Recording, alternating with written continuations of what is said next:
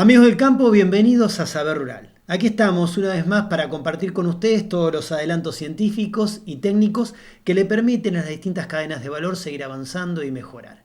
Y para comenzar este programa les proponemos ver la importancia de presupuestar para no quedarse sin pasto con los rodeos bovinos. La competencia que plantea la agricultura a los sistemas ganaderos ha obligado a los criadores de bovinos a modificar el manejo de los rodeos y a mejorar la eficiencia en la producción y calidad nutritiva de las pasturas. Dado que la alimentación es la base de la actividad ganadera, planificar para no quedarse sin pasto o lograr optimizar el uso de los recursos forrajeros es una tarea imprescindible. La planificación forrajera es fundamental dentro de lo que es la producción ganadera, debido a que nosotros trabajamos con dos potenciales, el potencial animal por un lado y el potencial forraje por otro. Esos dos potenciales para ser productivos, para generar rentas positivas, tienen que ir caminando juntos. Entonces, cuando definimos un sistema de producción, ese sistema de producción tiene ciertas necesidades, ciertos requerimientos forrajeros que debemos cumplimentarlo con una planificación adecuada en cuanto a cantidad y calidad de recursos durante todo el año. Por eso es tan importante, es decir, en cada sistema ganadero tenemos distintos momentos críticos, como en la agricultura, donde hay momentos críticos para definir el rendimiento.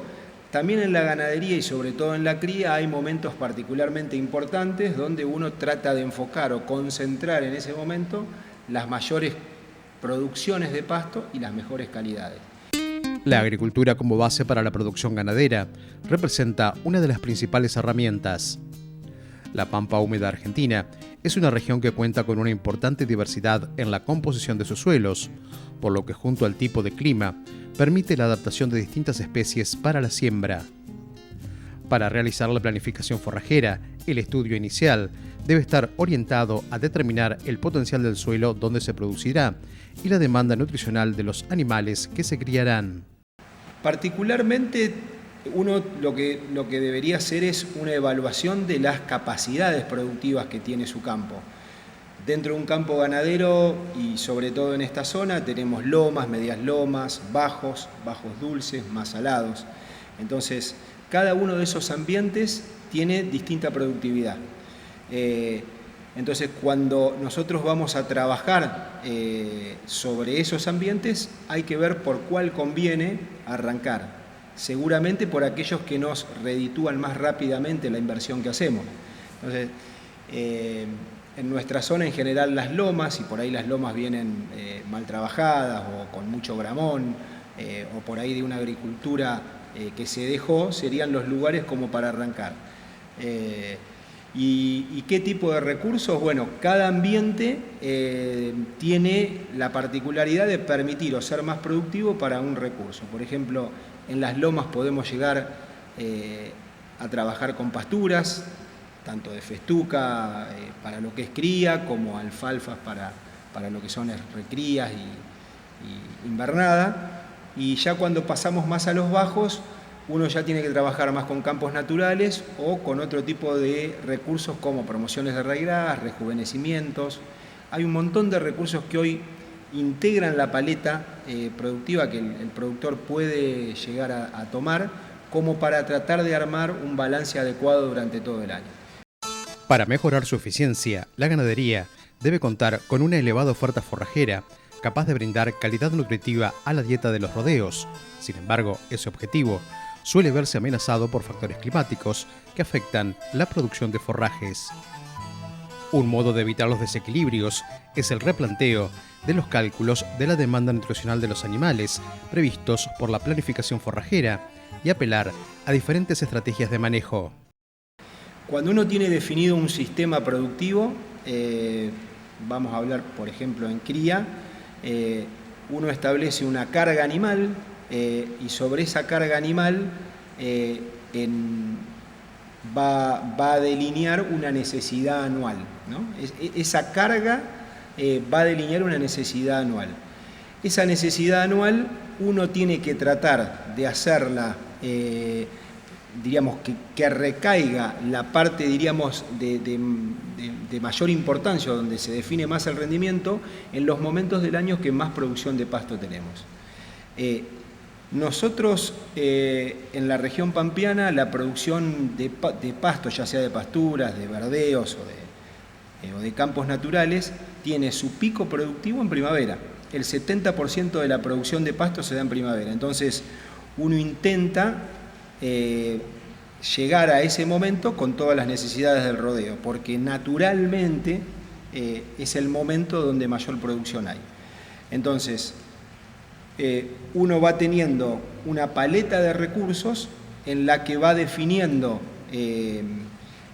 cantidades de ese recurso por hectárea, es decir, vamos a tener en 50 hectáreas una pastura de festuca, después vamos a tener tantas hectáreas de promoción y demás, y esa paleta, en definitiva, tiene una curva de producción, cada recurso tiene una curva de producción que sumadas van a dar la producción total de forraje, que puesta a correr con la carga animal por otro lado, nos va dando en qué momentos estamos equilibrados, en qué momentos estamos con superávit y en qué momentos estamos en déficit.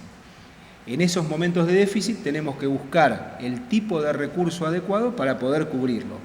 En general, en nuestra zona, el verano es una estación del año compleja, porque uno prepara la carga animal para una buena primavera y después esa carga hay que sostenerla en el verano, y en general nuestros veranos son, en este tipo de suelos que tienen poca profundidad, bastante complejos por la falta de agua, y eso hace que tengamos menos cantidad y menos calidad. Por eso el invierno ya lo hemos solucionado bastante con lo que es promociones, con lo que son maíces diferidos, pero el verano sigue siendo, creo yo, la estación del año más compleja, donde tendríamos que pensar qué tipo de recursos poder poner como para suplir esos baches. Ante un panorama de cargas que se han elevado y una marcada variabilidad climática que trae aparejado una poca predicción de la base forrajera, la ganadería ha incorporado alternativas de manejo. Para optimizar el uso de los recursos pastoriles destinados a la nutrición de los rodeos, debe procurarse utilizarlos en el momento de mayor valor digestivo del pasto. Un rodeo de cría, en general, con los recursos que nosotros manejamos, están cubiertas sus necesidades en cantidad y calidad. Te hablo de campos naturales de buena calidad, verdeos de invierno, hacer promociones de raigras y pasturas. Ya cuando nos volcamos por ahí a producciones de más intensidad, como lo que son recrías o invernada, ya requerimos otro tipo de recursos. Cada recurso tiene una diferente calidad, diríamos, durante su periodo vegetativo. Uno intenta siempre aprovechar cada recurso en el momento de mayor valor, o tratar de provocar que ese mayor valor digestivo, esa mayor digestibilidad del pasto se prolongue durante más tiempo. Así es un poco como manejamos las calidades. Todos los recursos tienen buenas calidades para lo que es un ganado de cría, pero siempre tratando de aprovecharlo en su mejor momento.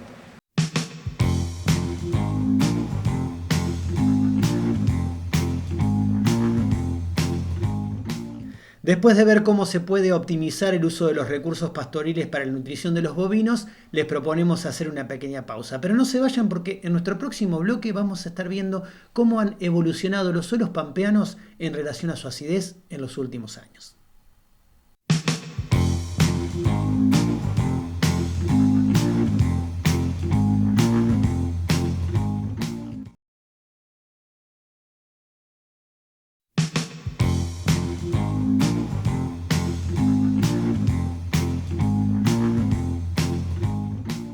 La evolución de la acidez de los suelos pampeanos es materia de estudio, y aquí en Saber Rural, a través de una entrevista remota con referentes de la Facultad de Agronomía, les proponemos ver de qué manera. Entramos en tema y vamos a la nota. Varios de los procesos de la degradación de los suelos están relacionados a la química, vinculados a la vez a la degradación biológica. Algunos de los factores que propician la degradación química son el agotamiento de nutrientes y la acidificación del suelo, que resultan como consecuencia de, entre otras causas, el agotamiento de la materia orgánica. Cualquier producción agropecuaria, pero básicamente agrícola, lleva a la acidificación de los suelos. Y eso se produce por muchas causas, pero las dos más importantes son que cosechamos. Nos llevamos una parte de la planta, en el caso nuestro, de la región pampeana, granos principalmente. Y en esos granos que estamos cosechando, nos llevamos cationes, calcio, magnesio y potasio principalmente.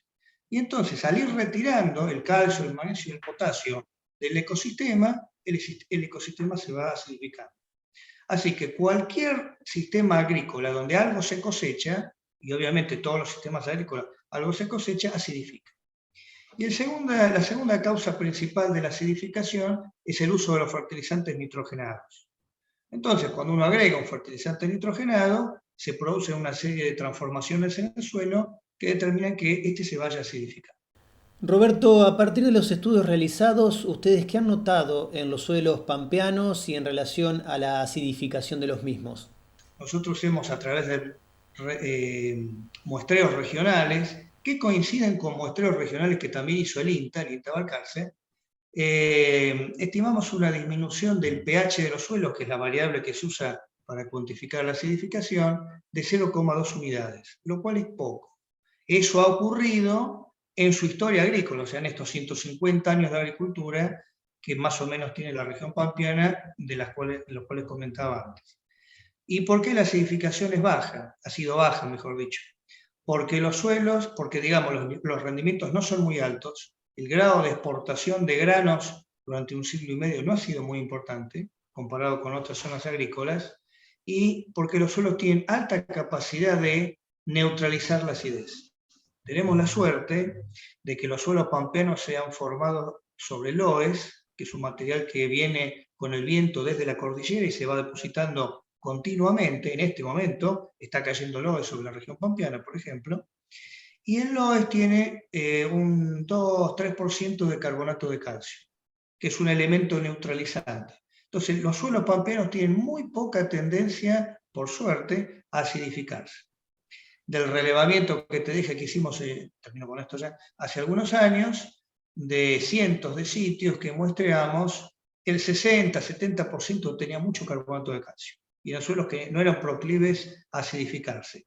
Algún porcentaje tiene poco carbonato de calcio, y es en esos suelos que el productor tiene que tener más cuidado. ¿Y qué avance ha manifestado la acidificación sobre esos suelos pampeanos? Bueno, no hay suelos ácidos en la región pampeana. O sea, ha habido algo de acidificación, un poquito bajo el pH, pero es casi imposible encontrar lo que se define en la edafología como suelo ácido. Un suelo ácido es un suelo que tiene un pH menor a 5,5 y donde, debido a eso, que el pH es muy bajo, hay aluminio en la solución del suelo y se vuelve tóxico para las plantas. Esa situación prácticamente no existe en la región pampeana. Sí, el pH de los suelos es más alto que 5,5 en general. Para darte una idea, es muy variable, los suelos agrícolas tienen pH que están entre 6 y 7 en general, en ese valor. Bueno, y algunos casos, entonces lo que se hace en los suelos ácidos en otros países se encalan. El encalado es una práctica muy habitual de la agricultura en el mundo, porque por todos lados en el mundo hay suelos ácidos.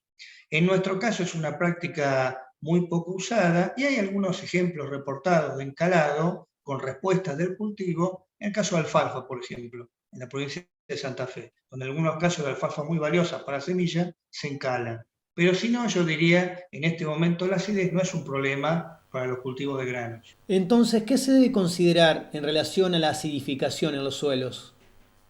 La forma de hacer el seguimiento de eso y saber qué es lo que está pasando en los lotes de un productor es el muestreo de suelo. Hacer un muestreo bien hecho, hay un montón de recomendaciones y técnicas para hacer eso, y hacer el seguimiento del pH. Entonces así el productor puede estar tranquilo de saber qué pasa con el pH de su suelo. Pero te vuelvo a decir, hace unos 10 años atrás mostramos cientos de sitios y prácticamente no encontramos ningún suelo ácido. Así que no es algo que en este momento deba preocupar al productor. Roberto, ¿qué enfoque le han dado a este tema en la Facultad de Agronomía?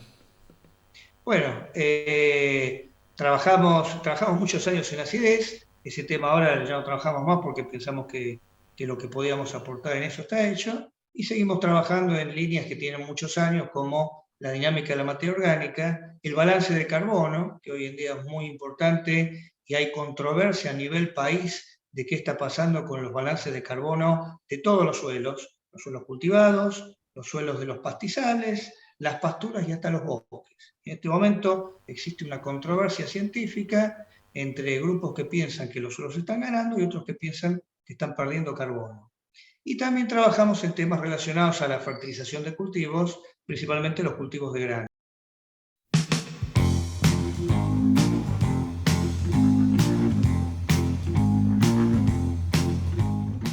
Les proponemos ahora hacer una pequeña pausa. No se vayan, que enseguida volvemos con mucho más Saber Rural.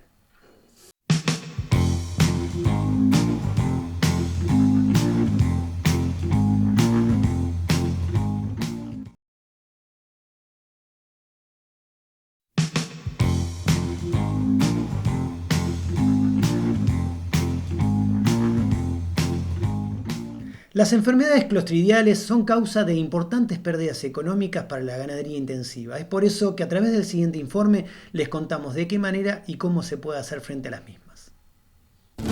Las enfermedades clostridiales son causa de grandes pérdidas económicas para los ganaderos de producción intensiva, dado que afectan con mayor frecuencia a animales que crecen con rapidez por estar sometidos a un plan intensivo de nutrición. Entre las clostridiasis más comunes y de mayor importancia, se destacan las mionecrosis clostridiales, un grupo de enfermedades que afectan primariamente al músculo esquelético de los rumiantes y que es causado por varias especies del género Clostridium. Las enfermedades clostridiales son enfermedades viejísimas, causadas por una bacteria o microorganismo que se llaman clostridios, y que producen diferentes tipos de enfermedades que afectan a los bovinos, pero también a los ovinos, enfermedades en los animales salvajes, en las cabras, en los potrillos, en los cerdos, es decir, en todas las especies animales. Tiene una distribución mundial y son bacterias anaerobias. ¿Qué significa anaerobia? Aquellas bacterias que crecen sin presencia de oxígeno. Eso es lo que lo diferencia de otras bacterias, que tienen un cultivo diferente y estas necesitan un ambiente que no tenga oxígeno para poder multiplicarse, crecer y producir toxinas. Las afecciones clostridiales se caracterizan por un curso clínico rápido que se manifiesta con fiebre, toxemia sistémica y alta mortalidad. Se pueden presentar en rumiantes, caballos, cerdos y aves. Las bacterias específicas aisladas más comúnmente en casos de mionecrosis clostridial en ganado bovino son Clostridium shovei, siendo los animales más jóvenes los más susceptibles a contraerla. Los terneros y las vacas dependiendo de la enfermedad. Los terneros porque, por ejemplo, la mancha de los terneros es una de las enfermedades producidas por un Clostridium que se llama Clostridium shovei. Ese Clostridium ataca a los terneros jovencitos hasta los 2 años de edad, puede ser. En el caso de los bovinos adultos puede ser la hemoglobinuria basilar, por ejemplo, que también es un Clostridium que se llama Clostridium hemolyticum y que produce una enfermedad que es muy común en la zona de Olavarría, por ejemplo, la cuenca del Salado. Bueno, tiene una distribución en todo el país y en el mundo, igual que la mancha. Y produce determinadas lesiones que se denominan patognomónicas, quiere decir que son características de esa enfermedad y que se puede hacer un diagnóstico a campo bastante correcto y aproximado. Los clostridios son bacterias incapaces de sobrevivir en presencia de oxígeno, pero sí en un medio oxigenado, en forma de esporas. De ese modo, tienen la facilidad de permanecer en forma de vida latente por largos periodos. Las esporas son ingestadas, permaneciendo en el cuerpo de los animales. Cuando encuentran las condiciones apropiadas, se desarrollan a su estado vegetativo, reproduciéndose activamente y produciendo toxinas causantes de las enfermedades.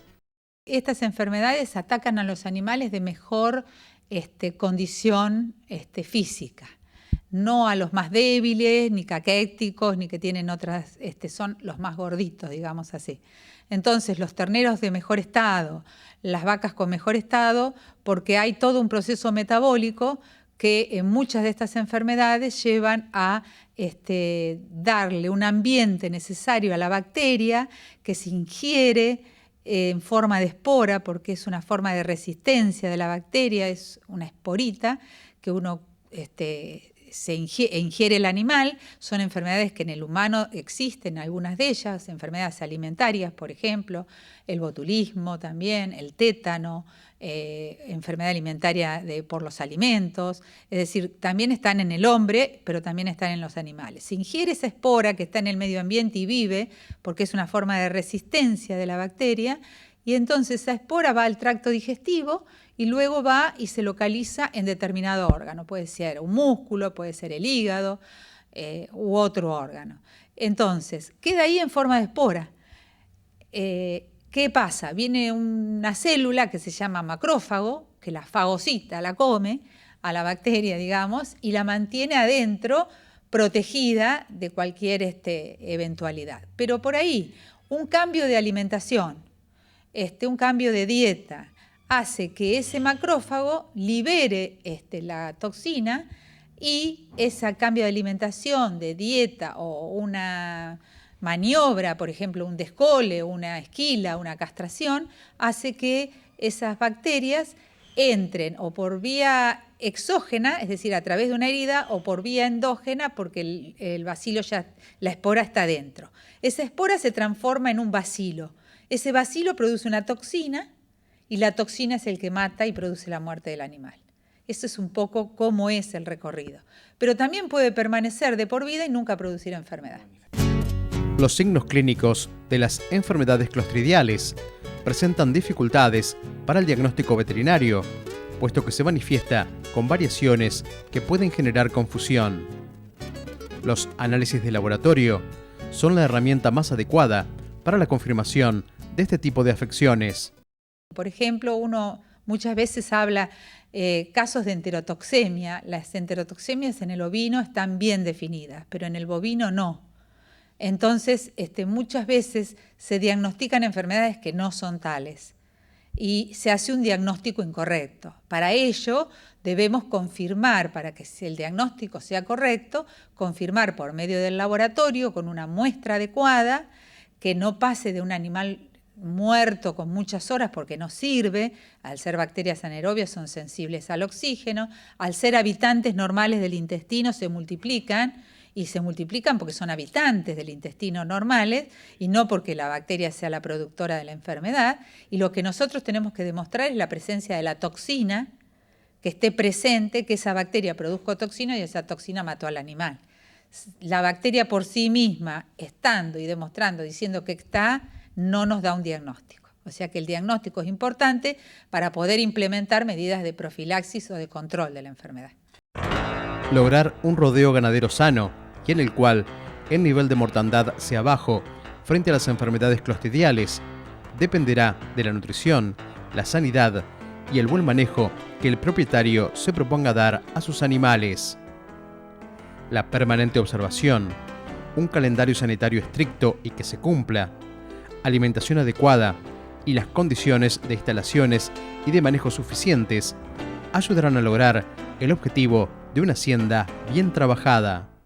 No hay una receta para cada campo. Cada profesional tiene que hacer su calendario, porque un campo que es endémico en una enfermedad, es decir, que la enfermedad está en forma permanente, no va a ser un campo que nunca la tuvo.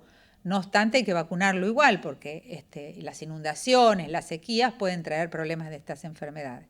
Entonces, lo que tiene que hacer el veterinario es armar su calendario en base a conceptos de inmunológicos, de ver cómo el manejo, qué tipo, si es un feedlot, si es una cría más extensiva, si es un tambo. Bueno, tiene que armar su propio calendario.